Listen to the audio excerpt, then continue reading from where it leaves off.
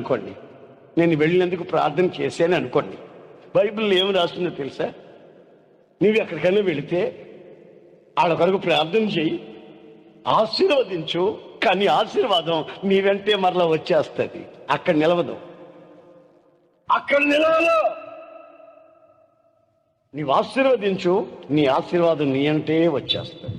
ఆశీర్వాదానికి ఆ ఇల్లు అర్హత లేదు. లోక ఆచారాలు, అటు ఆచారాలు కావాలి, ఇటు ప్రార్థన ఆశీర్వాదము కావాలి.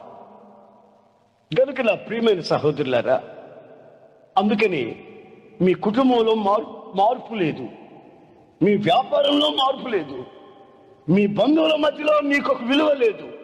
నీ పరిస్థితులు కూడా దినదినం నీచానికి అపవిత్రమైన అలవాట్ల మధ్యలో